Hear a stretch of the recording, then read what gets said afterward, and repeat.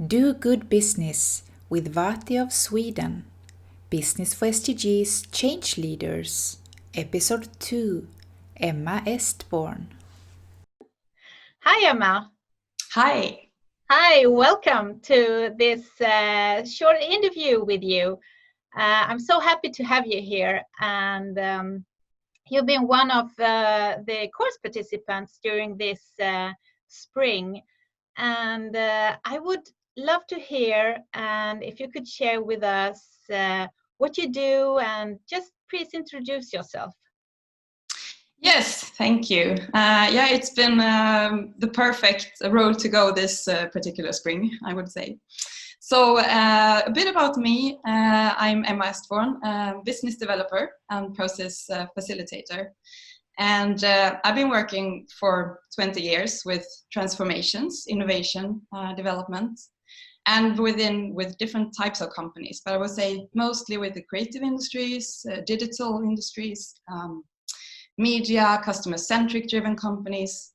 And I think I've done that because that is really the enablers of innovation and transformation. So what I've been with this course also adding is digging deeper into how sustainability is a driver for innovation, transformation, and moving forward. Yeah, wow. So you're actually in the middle of the hotspot here in Sweden, in the south of Sweden. I mean, I know that Sweden is one of the most innovative countries in the world. So it's like amazing that you're working with this stuff, with innovation and startups and so. Yeah, I mean, I love working with change, or when, as you would, if what the person that you would say love challenges, because I see the possibilities. And I think that is why I always drawn to like visionary entrepreneurs and like people aiming at something too bold or super high. And like I get triggered about taking them there or enabling the road forward and actually, taking the steps to this larger vision to make to create a great impact. Yeah, that's wonderful. So what was your initial challenge that made that you approached me and decided to take on the course? Well, one was that I was very eager to dig deeper into the SDGs. I've been working with these as both core values personally, but also in my last job at a UX and service design company. We really wanted to create sustainable impact by working human-centric with companies of all sorts. So I wanted to dig deeper into not only the goals, but also the targets, and really see how you could work business strategic with this, and see the business case. That was really what I needed to be able to actually also work with companies as to integrate this in their strategies, not only having it as a core mission or a value, corporate value, but actually to have this integrated into the business strategy. Yeah, it's so important. So and in this course you all have a pilot case that you are piloting your knowledge on, and I know you had this wonderful pilot case, and it was a pure joy to read your work or to see how you approach the SDGs and how you together with this pilot company integrated the SDGs. So could you just tell us a little bit about the pilot company that you took on? Yes, so this spring I've been working with a great accelerator called Impact Startup. And one of the companies that I've been coaching there, she has a product that is really magic as to how they are creating impact for young gamers in this case. Yeah. And but she herself is founder, and the entrepreneur also has larger visions about creating change in the world. And why I chose to work with her was because we could very early on in the Impact Startup Accelerator process see that she couldn't fit all her missions and ambitions into the product and the impact that the product was creating. Mm-hmm. So that's why I wanted to try out First and 10, as the company is called, as the pilot case in this course, to see how working with SDGs could actually define how the company itself is creating impact with different sorts of products and also activities that they do. Mm. And how did she benefit from your work? I mean, what kind of value did you give her? Do you think when you worked with her? It's been a great journey. I think the greatest value that she has gotten from this is that it's become super clear what her mission is, like why she works with this company, and what her higher ambitions are, and what her purpose is in the world, and translate that into her corporate strategies. Yeah. Well, that's wonderful, and I've seen it, and I was so happy. It was so clear and really value adding, you know, and especially within the gaming industry. I think it's wonderful to connect the sustainable development goals into her value chain, or into the gaming. Yeah.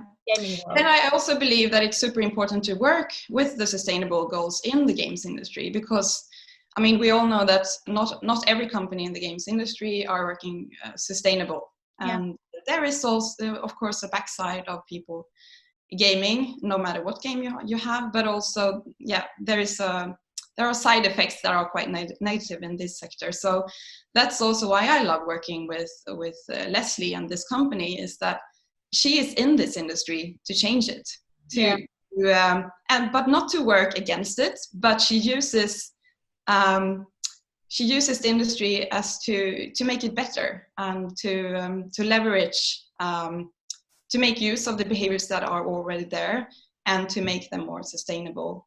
So she's working with people, young gamers, to move much more, and that impacts the physical state, but also the mental state. But she also is passionate about empowering women in this industry to reduce inequalities. So I think the listeners or the viewers are really interested and excited about to hear more specific. Which of these goals, the SDGs or the sub-targets, did you see that she connected with? Because you are mentioning all this great stuff, but which goals? When we started the journey, she knew herself that she was targeting goal 3, which is about physical and mental activity, and good well-being. And she also knew that she wanted to target 3.4, which is promoting mental health. So that was clear to her, and I think that, like, she hadn't made it clear, but it's super clear when you talk to her that she is passionate about reducing inequalities and empowering women. So in this process, that became super clear that that is, we had to look through the targets behind that goal, number 5, but it became really clear that both 5B, empowering women, but also 5.1, reducing inequalities, is something that she is constantly working with. Yeah. Wow. And, but what also became clear, and I think that she has always known that partnerships is key to make something bigger. Like, if you're a super small entrepreneur, you need people around you. You need to partner up. You need to engage stakeholders as to actually create the impact that you want. But she hadn't thought about it in relation to the SDGs. So by actually looking at the different SDGs that she wanted to target, we could also define how partnerships is actually key for her reaching the impact that she wants to create in the other prioritized SDGs. So that was 17.17, effective partnerships, as a key to be able to do pretty much anything that she wants to do. Yeah, wonderful. I'm so happy to hear it. And well, you will also have a session with her, an interview later on. So I will follow you, and I will repost your session with Leslie and First and 10. So if you're interested, the audience, just keep an eye open, and I will just repost your post, Emma. Okay. Yeah, she would like to share her story. So we are passionate about doing that. And I think that is also part of what I've learned through this journey, how important it is to actually communicate what you're reaching for, but also your progress on the goal. So that is both, she'd like to share her story, like where she's at now, but she will also actually set up a new webpage where she will constantly both communicate her prioritized goal, but also the progress that she's making. Oh, okay, great. So we'll keep an eye on that. And Emma, if people want to get in contact with you, who should contact you and where? Yeah, so I believe that, as I was saying, working with a small entrepreneur, she needs partnerships as to actually reach the impact that she wants to have in the world. So that is really what I believe in too. So firstly, of course, I always love to connect with people that also want to make change in the world, that also see how this crisis that we're in actually is a starting point for transforming the world that we live in, starting with companies. So looking into business models, but also how to mobilize organizations. That is what I'm passionate about. And I love to connect with people who also want to do that, and possibly to do that much larger together.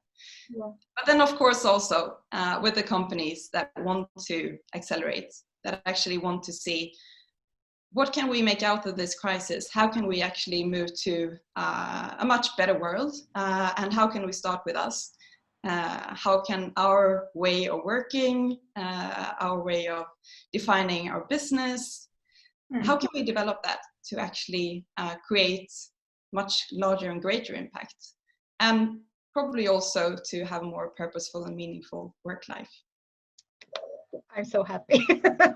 That's wonderful. So take a contact with Emma, and I think you are on LinkedIn, right? Yes, I'm on LinkedIn, Emma Estborn. Yeah, and my email address is super easy. It's emma@estborn.se. I know. I noticed that. That's a really good address. Okay, thank you so much, Emma, for joining us here today and sharing your story. And I wish you all the best and good luck with your sustainability journey. Thank you. Thank you so much, Eva. Thanks. Bye. Bye. Dare to lead. For more information and inspiration on how to contribute to a better world by doing better business, visit vatiofsweden.com.